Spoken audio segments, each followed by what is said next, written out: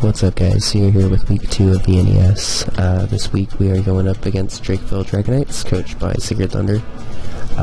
Everything is going to be down in the description as it was last week, and again, before we get started, shoutouts to SuperNerd92 for helping me team build. And I guess before we get started, let me know what you guys think of the layouts and stuff for this week. I actually got a team builder layout together, and I kind of like it, but let me know what you guys think about it. So I guess just getting started here, I was looking through Victini's moveset when I was team building this week, and I stumbled across Final Gambit, which actually worked extremely well this week because everything on his team was OHKO'd by it, unless they had like an item to prevent it, pretty much. And I figured since Final Gambit's really not very common on Victini, I thought I would be able to get away with it this week. Trick, U-Turn, and Glaciate are there basically just in case said threats pop up. My plan going into this battle was basically to click Final Gambit unless something showed up that would have taken the Final Gambit, okay? But I wanted to run Glaciate over Dazzling Gleam this week. I kind of wanted to point this out, I guess, because Glaciate is 100% speed drop. So if something switched in after I figured out I was scarfed and thought I'd be able to outspeed, I'd be able to Glaciate, hit it on the switch in, and then outspeed it next turn. Yeah. Underbite the Gramble, I wanted to try to do, like I said, I wanted to try to do something a little bit different with pretty much everyone this week, just to kind of mix it up, because I am new to the league format and stuff, and I wanted to kind of just get a hang on what my Mons can and can't do, I guess. So this week, I wanted to try to run a Rattled Gramble. I don't know if it's going to work, and I don't know if I'm ever going to do it again, but I viewed this thing to basically switch into a Dark Pulse from Mega Blastoise,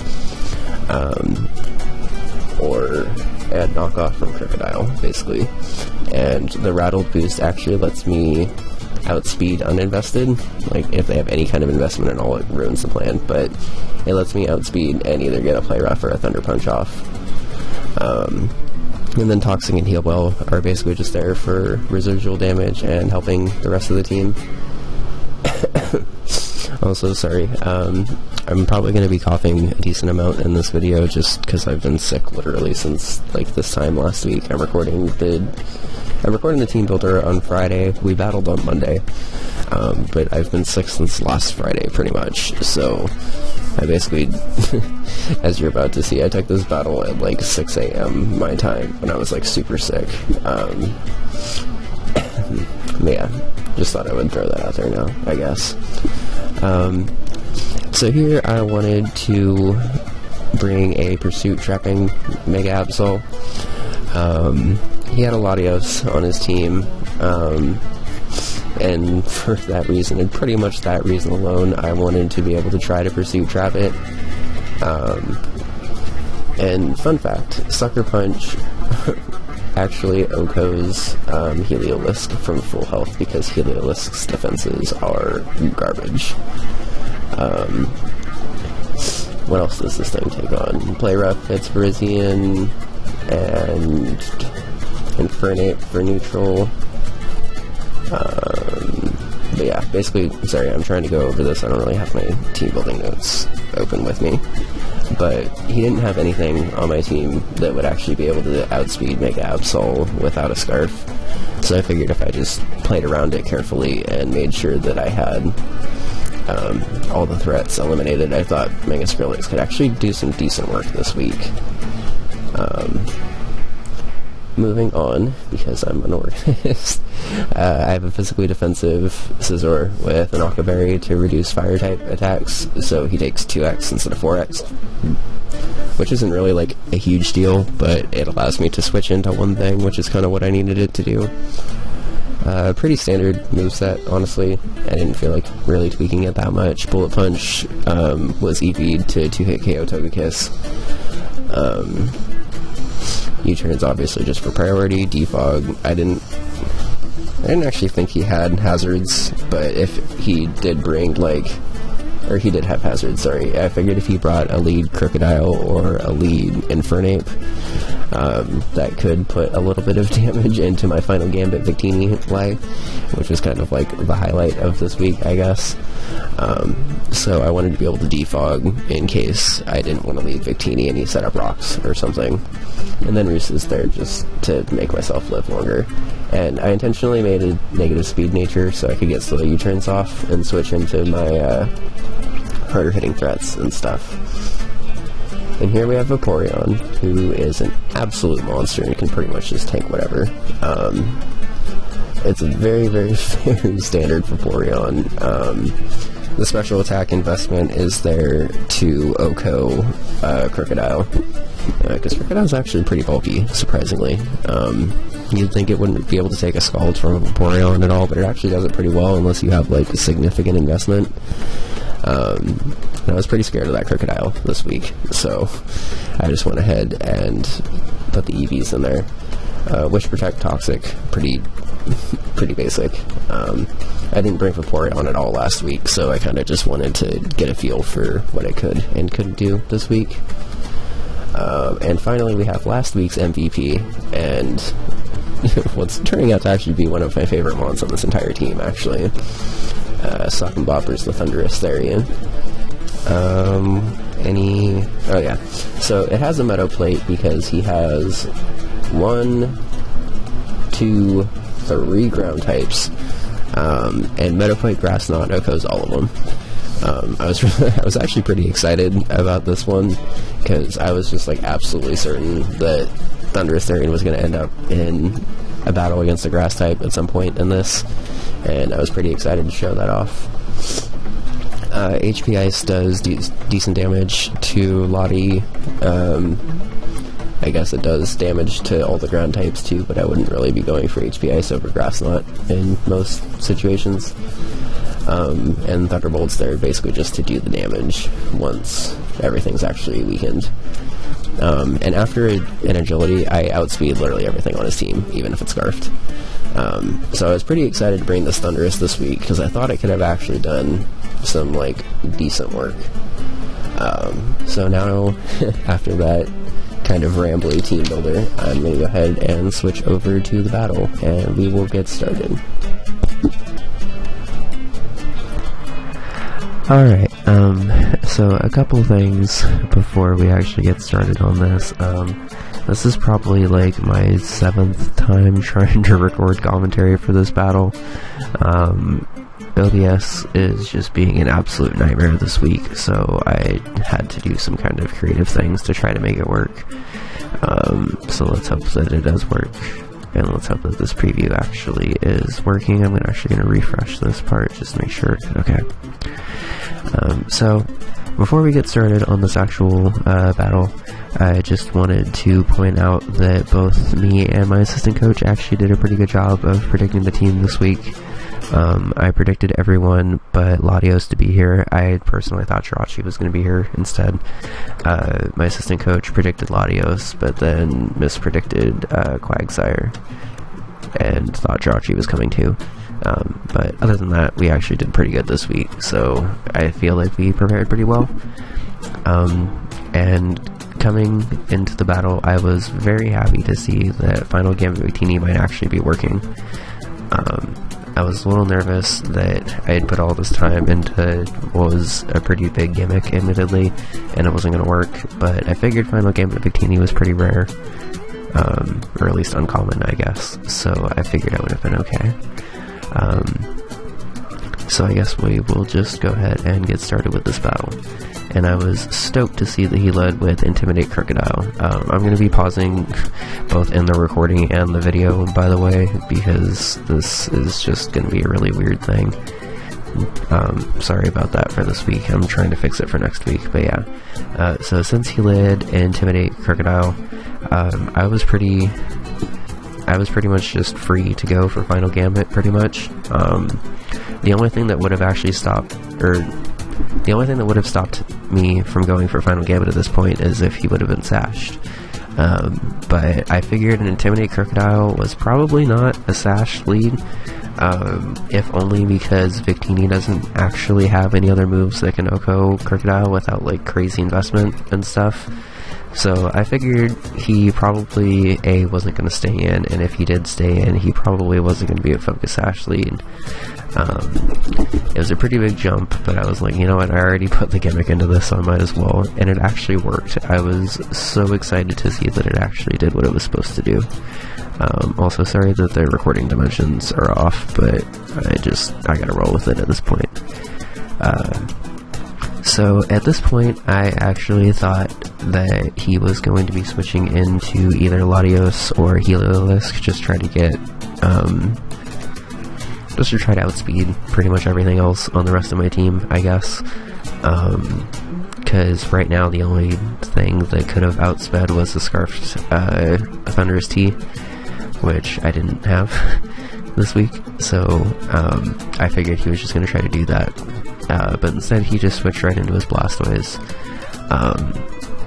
and I didn't really know what he was going to do. This is another week where I was contemplating running Snatch, but just went for Protect because I didn't know what he was going to do, and he, of course, just gets a free sub up on me. So at this point, I'm actually pretty terrified in the initial version of this battle, and I can't remember if I said that or not, but we also had to record this battle like 3 different times on top of me trying to record the recording for this, so I have experienced this battle like a ton of times this week. So in the initial battle of this, Blastoise was actually a level 100, and I didn't notice it until I actually didn't notice it for a while, but the play rough initially didn't break that substitute, and he went for a Hydro Pump and missed. We didn't have enough time to actually keep re-recording the battle until Hydro Pump missed again, so he just went for a substitute again, thinking that it wasn't going to, or thinking that play rough wasn't going to break the sub, because it didn't when he was level 100, but it did when he was level 50, so it ended up actually not really changing too much, I guess, because now he's just behind a sub with a little bit of less HP, and I mean, there's not much I could do here. I predicted him originally, if he was going to stay in with Mega Blastoise, by the way, to go for Aura Sphere, because my assistant coach, like, swore up and down that he was going to bring it, and I mean, every Mega Blastoise I've seen is at it, so I figured why not. So at this point, I kind of just had to sack Absol. I really didn't want to, because Absol actually could have done a lot of work this week, but that's okay. I'll just switch into Thunderous and do my thing, I guess. I wanted to get safe damage off on stuff, because I figured that safe damage was better than nothing. And at this point right here, we are officially into a fresh battle. We had to keep recording up to turn 6, because that's where things like really got messed up, but after that we just decided that we were going to do our own thing. And I figured everything on his team took decent damage from a play rough. I actually didn't expect Togekiss to take this quite as well as it did, but it did take that pretty well, so I was just like, well, I could stay in and go for a Thunder Punch, but I'll just switch out, predicting the Thunder Wave, and get more momentum, I guess.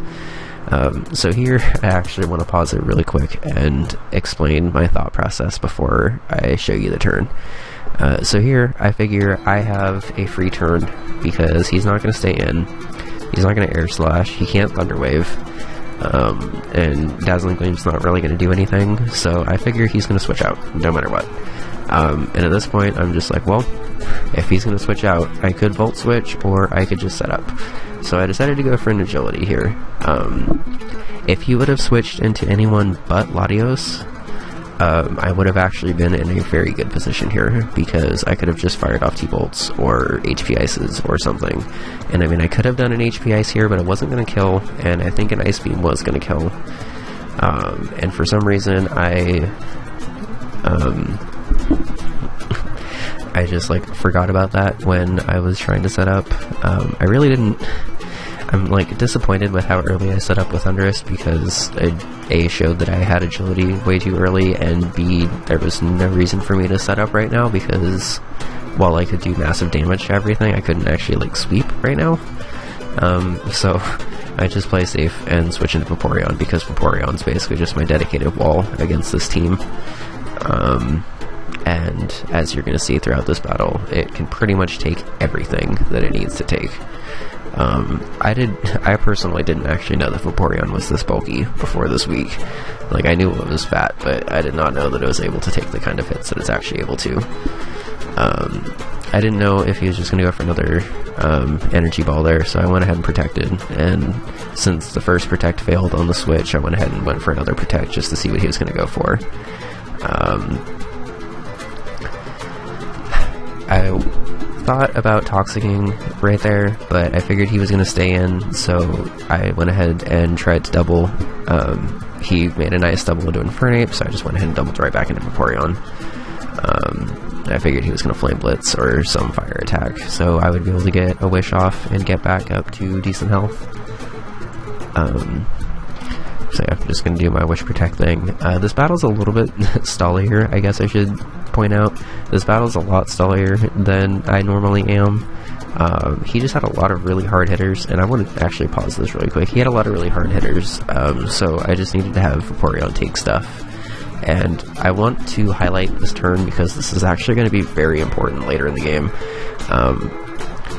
Hyper Voice does exactly 29%, and if I would not have been sick when I was recording this, or if I would have taken my time and actually tried to calc like how much damage that did compared to how much I was expecting it to do, I could have seen right away that this thing was scarfed. A Scarfed Hyper Voice max special attack to the Vaporeon that I had did 24 to 29%, and that did exactly 29%. And unless it was some weird variant of like choice specs but not fully max special attack or something like that, which it was possible, but it made more sense for this thing to be scarfed to outspeed Megapsol anyway, as well as any other scarfer that I had, I guess. Spoilers, I didn't calc that mid-battle. I knew he was choiced and played as if he was choiced for most of this game, but I didn't actually expect, or I didn't actually, like, confirm that he was scarfed during the game, which was kind of an issue.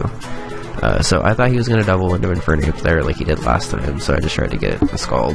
It didn't really matter too much, and try to get a Toxic. He makes another nice double into Latios. I don't want to... I guess I should also say that I don't want to take anything away from my opponent in this game, because he played very well. I'm just a little mad with myself personally, because there were plays that I could have made where this battle could have ended up a little bit better for me, I guess. So here, I actually don't mind this matchup, because I didn't mind that matchup, I guess, because as you saw in the team builder, I had a rattled Granbull, like in case he brought Aurasphere Blastoise, because, like I said, my assistant coach and I planned pretty heavily for that to take out Absol. Didn't actually end up mattering, but I predicted an Aurasphere there because I still didn't know his full moveset at this point. And thought that I would be able to get a Thunder Punch off if he went for a substitute. He makes a smart play and just goes straight for the whatever he went for. And at that point, he didn't need his Blastoise anymore because my team just completely took care of it. Like, Blastoise literally would not have done anything to anyone on my team. And as if I needed more proof that Vaporeon can pretty much live anything, it survives a full health Draco, which is pretty awesome, and lets me just get a Wish off and be annoying.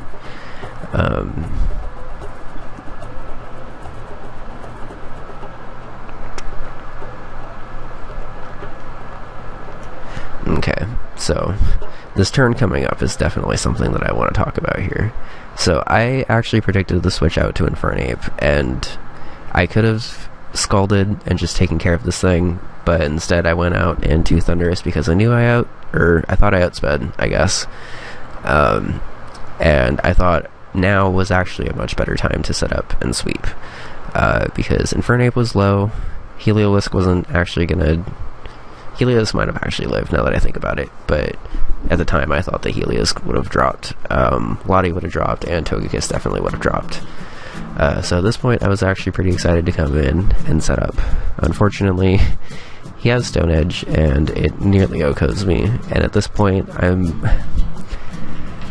Again, if I would have calced defensively, I could have probably seen that this Infernape was choiced, or even if I just like paid attention, I guess I could have probably figured out that this thing was choiced. But during the battle, I was absolutely 100% convinced that he was going to go for Mach Punch here, because I thought he would have just wanted to take me out before I just kind of ran on his team. Unfortunately, you can see that he stays in and just goes for a Stone Edge, which doesn't do anything, but ruins my chance at a setup sweep there again. So if you're keeping track, that's twice this game that I've come in to set up with Thundurus, gotten the setup off, and then just immediately switched out. That will not be happening in the future, but just wanted to point it out for this battle so I can remember, I guess. So I need to get residual damage on Heliolisk, because obviously coming in and hyper voicing everything isn't good. Like, I have a wall for it, but I'm starting to run sort of low on protects and need to kind of start speeding the end of this game up a little bit more. So at that point, I see that I had protected up enough to actually live, so I try to get another Wish off. Like I said, this game's very stally because I just need to endure his hits, pretty much. Yeah. So here, I probably make the biggest misplay I've made of the game. This Infernape's really starting to piss me off, so I just wanted to kill it. But in hindsight, I should have either sacked Thundurus here, who obviously wasn't going to get an agility sweep this game, because he didn't in 2 previous attempts, or switch into Scizor, predicting the close combat, and then just tried to bullet punch or something. But instead I let Vaporeon take a lot of health, so now I have to be even stellier than before. The only problem is that I'm actually in range to be killed by Hyper Voice.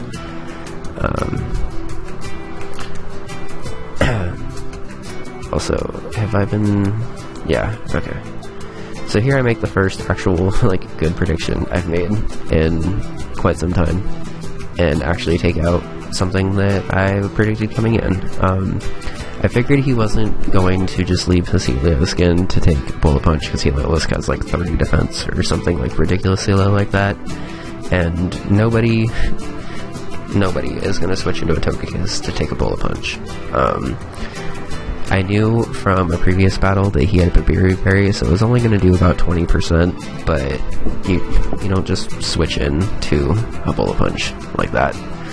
So I predicted Lottie and went for a U-turn. I don't think the crit mattered, because I'm pretty sure I had enough investment in there to kill from that range anyway, but... So here I make another misplay. I should have just went for a Wish there, but I'm pretty sure I'm like under 5 protects at this point, so I didn't really have, or I didn't think I had enough time to afford to Wish Protect back up and then Toxic Protect also. So I am just kind of trying to carefully play around this. In this turn, I want to pause and talk about, or actually, no, I'm just going to let it play out and then I'll talk about it after. So I had an Octoberry here, and I misread my calc thinking that I was going to be able to live from that range. I don't really know what to say about it beyond the fact that I literally just misread it. I'm going to play out the rest of this game and then rewind the video a little bit more and talk about what I could have done differently here. Yeah. Heliolisk goes ahead and takes out Thundurus T, who is in there for no reason. And then at this point, I am just trying to Toxic Stall pretty much. I know that Hyper Voice is going to be due between 24 and 29, so I need to get a double protect here. I don't, and he ends up taking me out, and it ends up being a very narrow 1-0 loss for us. I'm not mad that I lost. I'm upset that I lost, because there were a ton of things I could have done a little bit differently in this battle. I'm going to go ahead and rewind the video, actually, just a little bit. To here. Okay. So, like I said from a previous recording, I knew that he had a Berry, so it's only going to do about 20%. And let me get the guys back up that were actually alive at this point. It was Scizor, Thundurus T, and Vaporeon. versus Togekiss and Heliolisk. Okay. So, at this point in the battle, at turn 45, I actually stood a very, very, very good chance of winning still. I knew for 100% that he was, or like for certainty pretty much, that he was going to go for Flamethrower here. I misread my calc thinking that I was going to be able to live, and instead of just going for the Bullet Punch, getting the damage, and killing this thing, I accidentally, or I didn't accidentally, I guess, but I roosted thinking I could live, and then Bullet Punch sweep, pretty much. And if I would have been at a higher health, it actually would have worked, because Heliolisk would not have taken that and then been able to actually live the Protect stalling that I did with Vaporeon. Unfortunately, I ended up not doing that, because that would have made sense. What I should have done is either predicted the Flamethrower and doubled back into Vaporeon to try to get extra damage with Toxic, or just sacked Thunderous Tea, which probably would have been the best play.